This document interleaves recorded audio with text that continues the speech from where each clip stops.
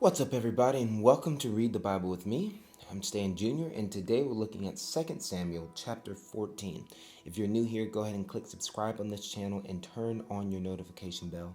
If you are a Bible Club member, thank you so much for supporting this ministry and allowing us to send Bibles to persecuted Christians and missionaries around the world. We cannot do this without your help, so thank you.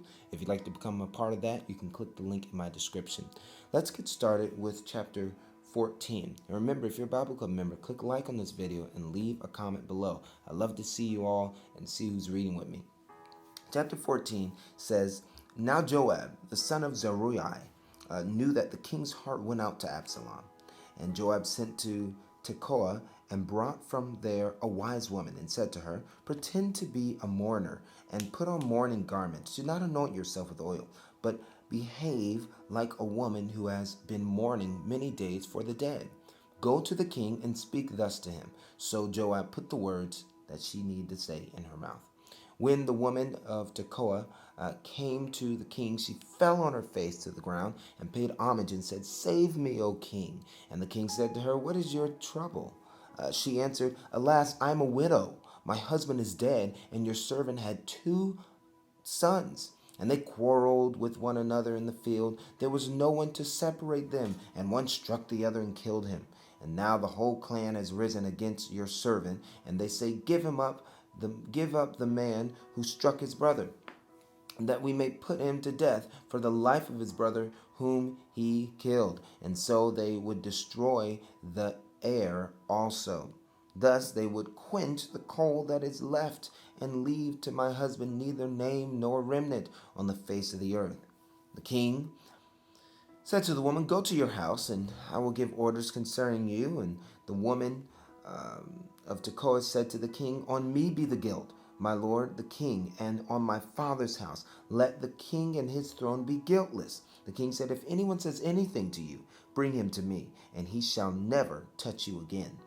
Then she said, Please, let the king invoke the Lord your God, that is the avenger of blood, to kill no more, and my son not be destroyed. And he said, As the Lord lives, not one hair of your son shall fall into the ground. Then the woman said, Please, let your servant speak a word to my lord the king. He said, Speak. And the woman said, Why then have you planned such a thing against the people of God? For in giving this decision, the king convicts himself, inasmuch as the king does not bring his banished one home again. We must all die. We are like water spilled on the ground, which cannot be gathered up again. But God will not take away life. And he devises means so that the banished one will not remain an outcast. Now I have come to say this to my lord the king, because the people have made me afraid, and your servant thought, I will speak to the king. It may be that the king will perform the request of his servant. For the king will hear and deliver his servant from the hand of the man who would destroy me and my son together from the heritage of God. And your servant thought, The word of my lord the king will set me at rest. For my lord the king is like the angel of God to discern good and evil. The Lord your God be with you. And the king answered the woman, Do not hide from me anything I ask you. And the woman said, Let my lord the king speak. The king said, Is the hand of Joab with you in all of this? He's saying, Is Joab a part of this? Is this Joab's idea? The woman answered and said, As surely as you live, my lord the king, one cannot turn to the right hand or to the left from anything that my lord the king has said. It was your servant Joab who commanded me. It was he who put all these words in my mouth of your servant. In order to change the course of things, your servant Joab did this. But my Lord has wisdom, like the wisdom of the angel of God, to know all the things that are on earth.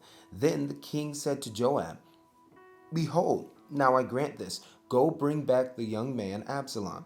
And Joab fell on his face to the ground and paid homage and blessed the king. And Joab said, Today your servant knows that I have found favor in your sight, my lord, the king, in that the king has granted the request of his servant. Joab arose and went to Jeshurun and brought Absalom to Jerusalem. The king said, Let him dwell apart in his own house.